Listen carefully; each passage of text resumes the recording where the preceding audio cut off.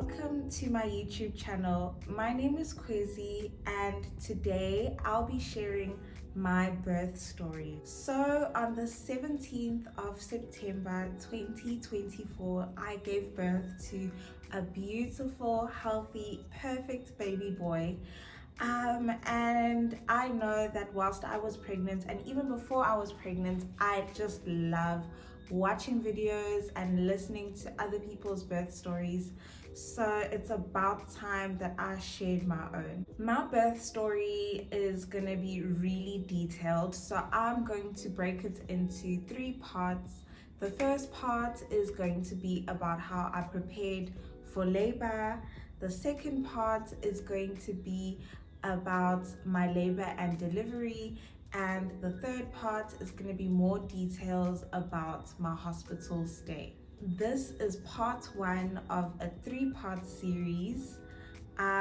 So yeah, let's get started. Before I was pregnant, my ideal birth was just a home birth. I wanted a home birth ideally, and I wanted it to be unmedicated and unassisted, but I'm sure you're gonna hear that things ended up going a lot differently. So for starters, when I told my baby daddy the idea of a home birth, like in the early months when I just found out that I was pregnant, he was really against the idea. He was like, we don't have any experience, it would be quite difficult. And so we both just thought that because it's our first time, just to make sure that we know what we're doing, or at least the people around us know what they're doing, we're just gonna go the normal medical hospital route. So I got a gynae and I kept the same gynae throughout my whole pregnancy.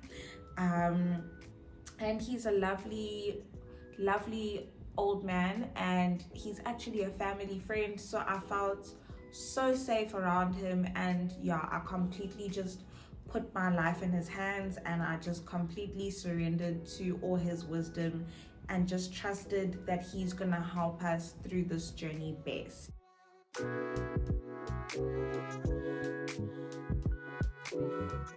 So of course, your 3rd trimester starts around 28 weeks. If you've seen my previous video, I was unboxing the baby bag that I got from the medical aid, and that was like one of the first real purchases where I officially had baby stuff in my house, in my room, because I was I know there's superstitions and all of that, so I hadn't bought any baby stuff yet.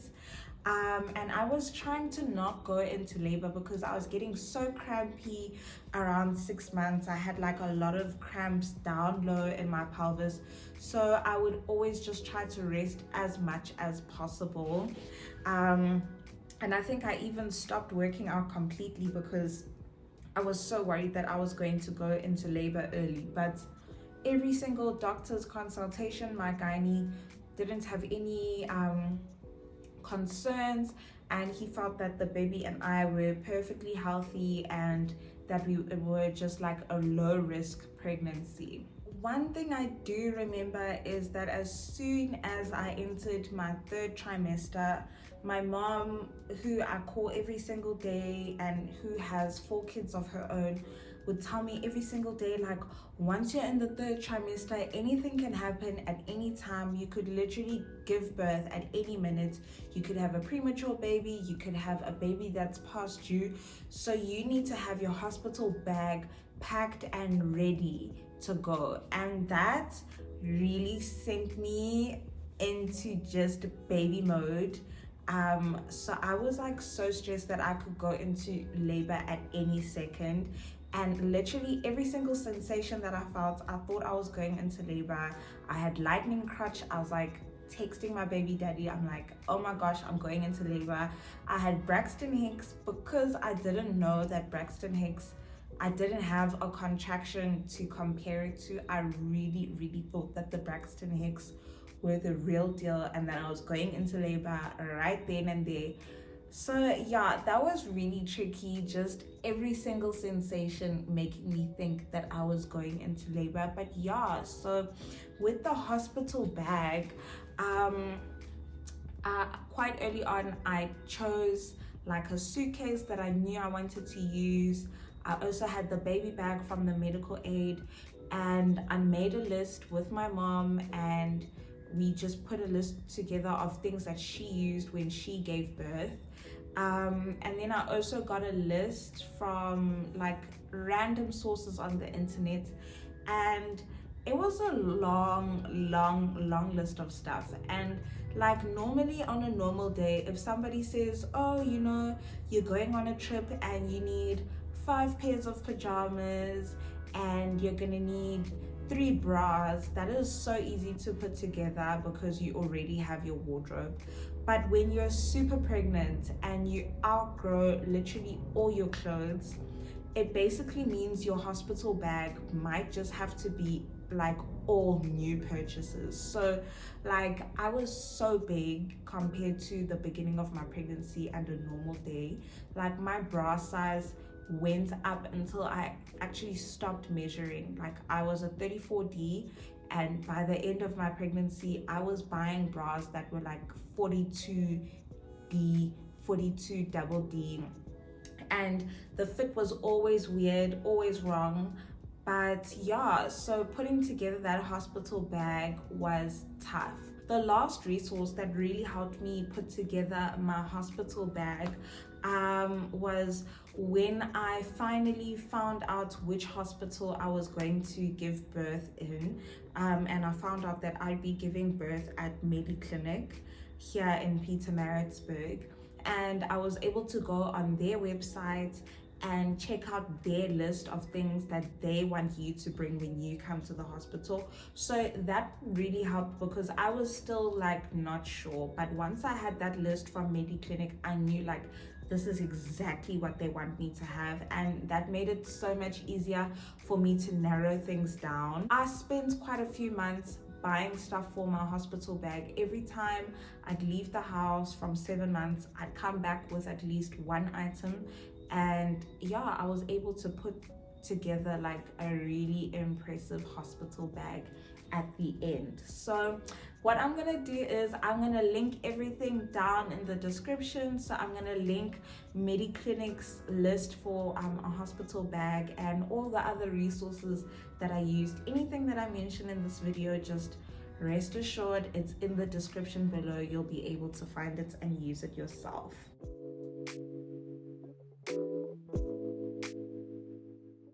So, I mean, of course, when you're preparing for labor, you know, I think I tried absolutely everything that you can think of because I just knew that I wanted to have an easy delivery, and I also just knew that I wanted to go into labor as soon as possible because the sooner I have the baby is the sooner that I can recover and just get back to being my normal self. Because pregnancy for me, it was just a lot, you know, it was really tiring, and it's just so weird.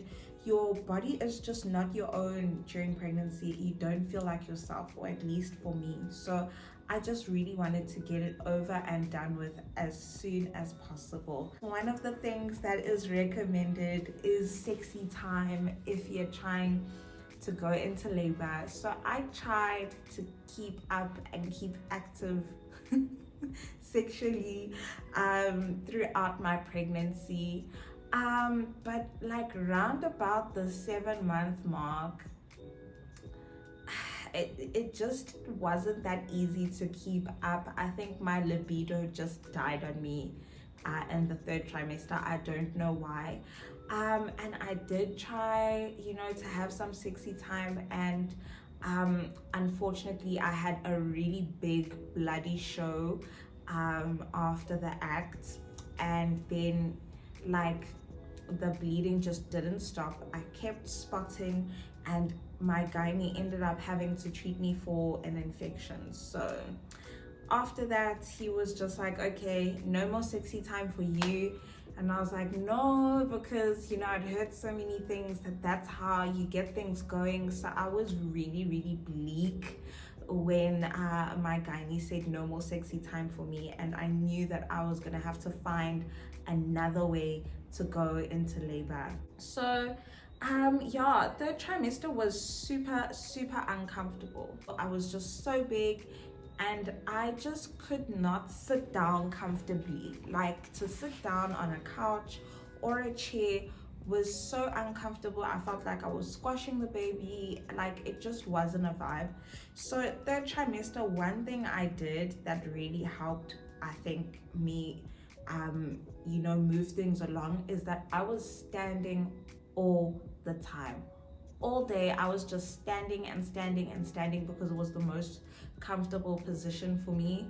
And especially in the last few weeks, I just know, even when I was like resting or like watching videos on my laptop or whatever, I would just kneel. My mom actually gave me that advice. She was like, she kneeled in her pregnancy, and I would just kneel with my legs wide open and just kneel as long as I could, just to help gravity just like pull you down and just push this baby's head into your pelvis and get engaged, because that's all you want. That's all you want, is to be engaged so that you can get things moving along. So yeah, I used the power of gravity standing all the time.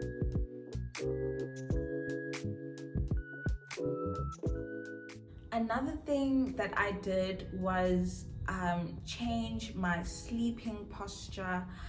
Sleeping was really, really uncomfortable for me, so I started doing research, and I found that if you can get just a really big pillow, like a continental pillow, or even if you want to buy the specialized peanut ball, it's like an exercise ball that's got two bulbs on each end. If you could just use that between your knees when you're sleeping, that sleeping on your left side really helps get the head engaged. So like from like 32 weeks, I had changed my sleeping posture, and I could feel like the baby would always move into the right position, and I just knew that I was doing the right thing, sleeping that way.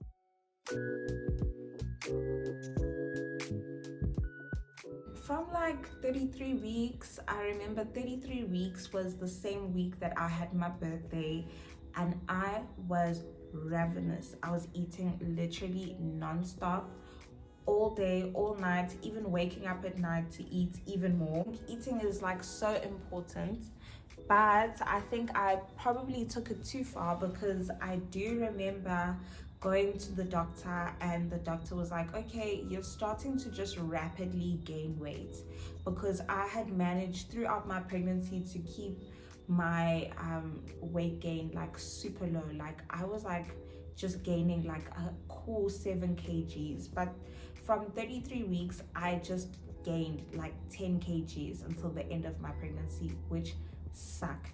And that was really a concerning factor. So my gynae actually suggested to me that I should just cut out all refined sugar and junk food from my diet, and I did follow his advice. I changed my diet. I stopped eating junk food, and like my blood sugar levels, it felt like my blood sugar levels were really low all the time. I didn't have much energy, so I really had to change the way that I was eating a whole lot, and just incorporate more fruits and everything.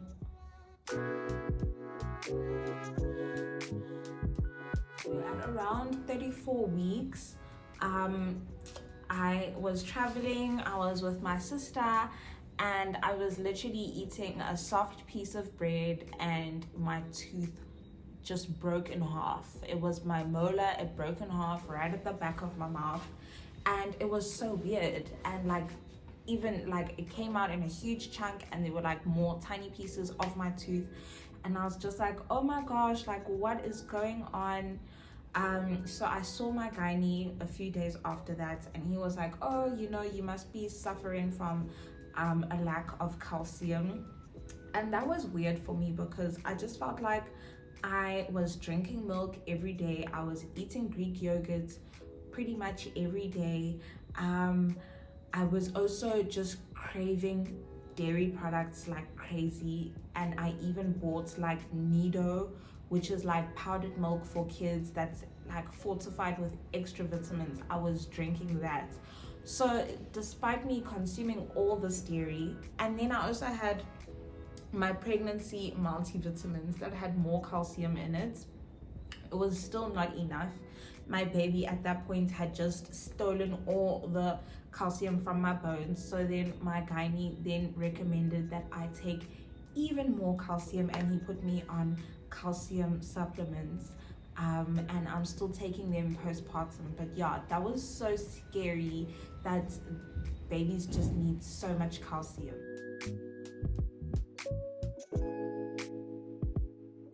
So nesting was crazy. For me, nesting happened quite early on. It was such a crazy feeling. For me, it happened in my mind first. Like, I could not stop thinking about cleaning and organizing. Like, I would just be sitting quietly, or I would be sitting and watching TV, and I would not be there. In my mind, I was cleaning and organizing all my clothes. So I did have a big move coming up where I would be moving in with my baby daddy at the end of my pregnancy. But even despite that, I just knew, like, first of all, that every inch of the house needed to just be wiped down with soap. I also knew that I needed to reorganize my wardrobe because there were so many clothes from before pregnancy that didn't fit me anymore. There were so many clothes that my mom had handed down to me because I was so big. So I had all these new clothes. I literally now had a new wardrobe of bigger clothes. And then of course there's all the baby's clothes, there's the hospital bag. So I just really needed to organize so many things. On top of that, there were so many presents from different people that kept coming in. So in my mind, I was just always thinking, okay, where am I gonna put this? Where am I gonna put that? What's the best way to do everything? And I also think because at that point I was so big, and moving around was like starting to become really difficult, that I just felt like in my mind, if I just could strategize perfectly, then when I execute it, I'll be prepared and I'll know what I'm doing, and I'll be able to get it done without, contradicting myself or anything like that. Like, I knew that if I can just plan things properly, then my execution is going to be so swift, and I'm gonna get things done perfectly. And that's just how it ended up going. After a whole week of planning, cleaning, and organizing in my head, one morning I just woke up at 5 a.m. and it was a hot day, and I was like, today is the day that I am wiping down this whole house. And I did. I looked like a crazy person, okay, because I'm in this top, it doesn't fit me. I was like, all my clothes didn't fit me on that day. The outfit that I decided to wear didn't fit me, despite me having clothes that fit me. And like from 5 a.m. I was just folding and packing, folding and organizing, putting things into different suitcases, zipping those suitcases up, putting stuff into different bags. And then once the sun was out, I had bleach, I had Handy Andy, I had Domestos, and I had like a bucket, and I was like wiping everything down, and I was opening every single cupboard in my room, and I was literally taking out all these books and just putting them in the sun, because I just felt the books didn't have mold. Okay, they didn't have mold, but I just felt that these books just needed to be disinfected by the sun so that they don't have mold today or in 3 months time or in 6 months time. I just felt like I need to disinfect the books, and you can't wipe a book down with bleach. So I was like, I'm gonna put all these books out in the field at our house, and literally I took every single book out. Yeah, I just looked crazy the whole day, just cleaning and cleaning and cleaning and cleaning and cleaning. But thank God my thought process really paid off because I had a plan and I was able to execute it, and by the end of the day I was so satisfied. So satisfied. I've never been satisfied like that in my life, that I had cleaned every single inch of my house, and I just knew that everything was clean and that everything would be ready for when the baby came.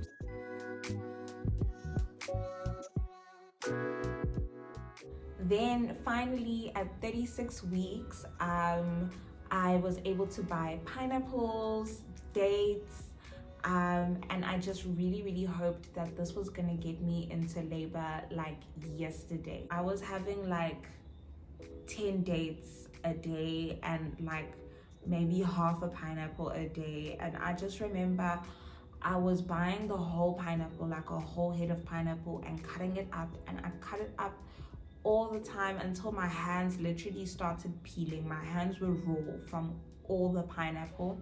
Luckily my mouth didn't really get that raw because I was eating the pineapple with Greek yogurt. And everybody that I told that I bought pineapples, they're like, don't do it, it's not gonna work, you're wasting your time. Like, and I hated that. I was like, what a negative thing for people to say. I'm really trying to get this baby out and people are just telling me that it's not gonna happen for me. So that really pissed me off. Like, I literally, anybody that said to me it's not gonna work, if you are on WhatsApp, that's it. I'm not talking to you for the next 2 weeks, because I was so angry, and obviously I was so emotional as well at that point. And I did actually notice a few differences. First of all, I was like beyond constipated at that point, and all the fruits and dates really helped ease the constipation. So I was like, okay, yay, winning. Once I started eating the pineapples, I also felt that I had a lot more lightening crotch, and it just felt like the head was engaging a lot more with the pineapples. Like every single night I literally would be like able to feel just so much pain in my cervix, and I was like, okay, this is progress. I could feel, it felt like somebody was poking my cervix. Some points it even felt like the baby is trying to crawl out of my cervix. I know it's ridiculous because he wasn't even close there, and it probably wasn't his hand, but that's just how it felt. Okay, so I could feel the progress, I could feel a difference. And yeah, I just ate pineapples and dates for weeks, and I didn't give up because I could feel a difference, and that's all that matters. And I remember like towards like around 37 weeks, like I started to feel really emotional, just really emotional. I know that's ridiculous, but I just got really emotional. Like I was always teary, and I was just like, yes, pineapple, you know, take me home. So I just knew that it was making a difference. And probably by the time I was about 37 weeks, and I had just been eating so much pineapple and all these dates every single day religiously, my gynae did do an internal exam, and he felt my cervix, and he did say that my cervix was ripe. So that's the difference that it made. And I just really felt like that was all the pineapples and all the dates that I was eating. You couldn't have told me that it was anything else, because I just knew it was that. So I was really proud of myself at that moment. At that consultation, I did then like, you know, find out more, and he was like, pineapples don't work. And because it was coming from a gynae, I was like, okay, fine, I'm gonna give up on the whole pineapple situation. But then at that point, my gynae did recommend an exercise ball.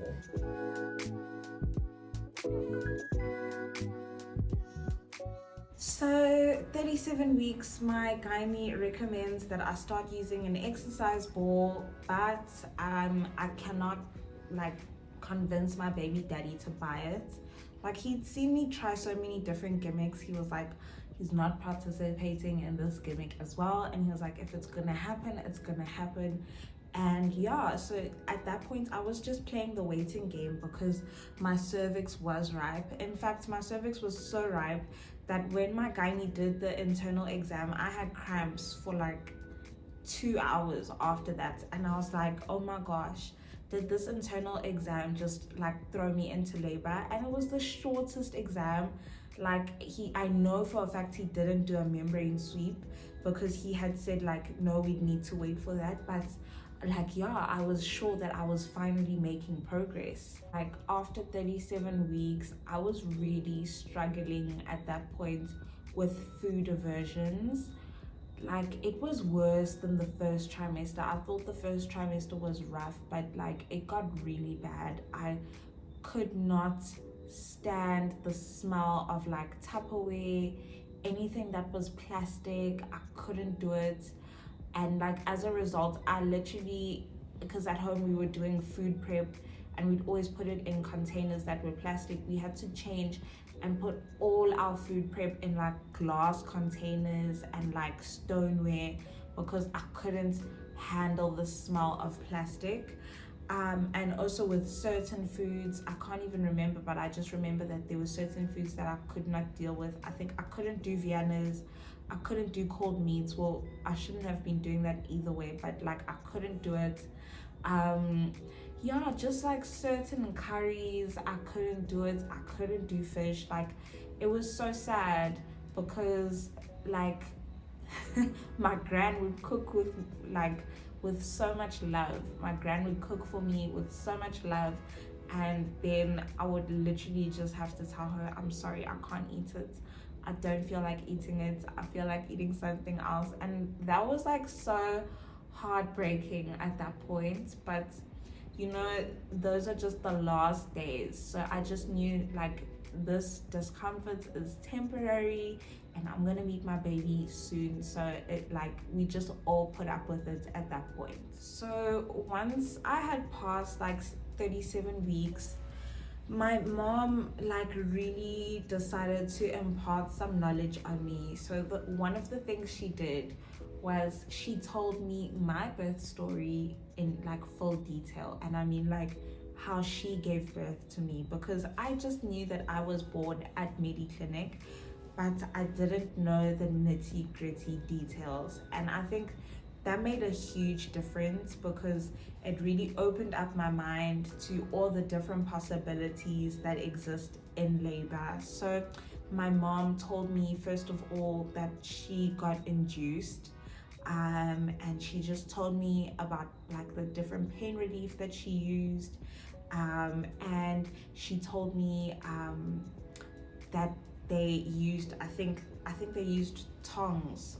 I forgot, the forceps. They used forceps to get me out. So she just imparted so much knowledge, and I think that was so necessary. I know she didn't want to tell me her birth story before that point because she always felt like I was too young or the information was unnecessary, but I think she chose the perfect time to share her birth story with me, because at that point my gynae had said to me, you know, if you don't go into labor naturally in the next 2 weeks, we might need to induce you. And so at least I knew what to expect.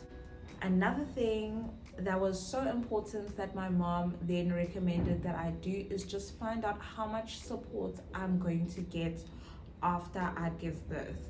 My mom said I need to find a lactation specialist, and she also said that I'll need support from a midwife because it was just going to be my baby daddy and I at his house, and I wasn't going to have any other family around that was going to be able to help me. So I did call the GEMS medical aid and I found out, you know, do you have a lactation specialist? Is there a midwife that does a house visit after you give birth?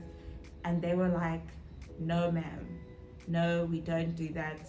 No, what you need to do, they were like to me, you are going to be in a hospital and you are going to be surrounded by all these professionals with all this knowledge, and you need to make the most of your time in hospital and get all that information out of them. So you need to ask all the questions, you need to ask for all the demos, and you need to make sure that you leave the hospital feeling confident, that you can take care of your baby and yourself and recover properly. So that was so important. If I hadn't asked the medical aid, that I would have probably dilly-dallied in the hospital and not made the most of it. So I really appreciate that they just put that amount of pressure on me.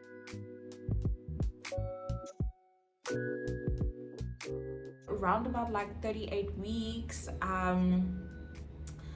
the tooth that broke earlier in my pregnancy, it just got worse and worse. The tooth broke. It broke in the worst way possible at an awkward angle. We put a filling into this tooth and I was just in pain. Even after the filling healed, I was still in pain. So I had to go back. We had to dig out the filling, and then do a root canal where they dig into the tooth and try and kill the nerve. And that was just something else. That was so painful.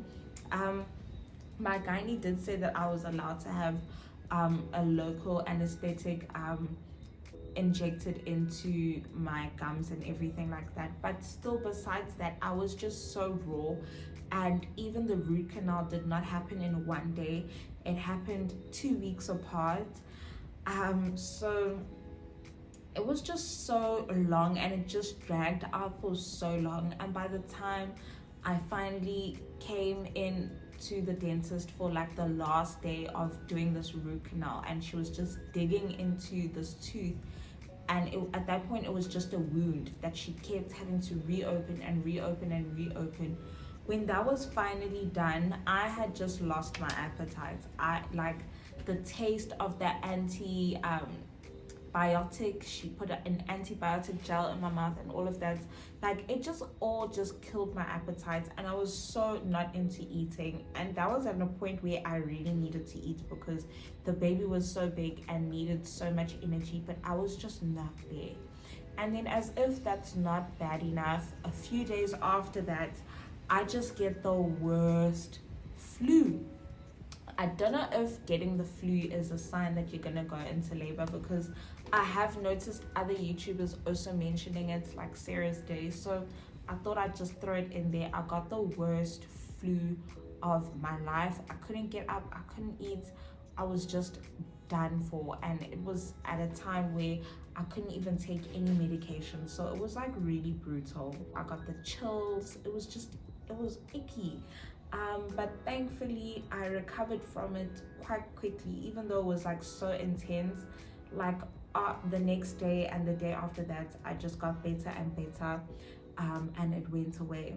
The next time I went into the gynae's office to weigh myself, I didn't gain any weight at all. When I was gaining so much every single week, I just came to a linear point because I hadn't been eating much that week. So yeah, that was scary. I went into my gynae at 38 weeks, and it was like, okay, I still am not in labor. I'm 38 weeks and I'm just getting so big, and like risk factors like high blood pressure and all of that were starting to pile up. So my gynae told me then that okay, if you still don't go into labor over the weekend, then next week you're going to be induced.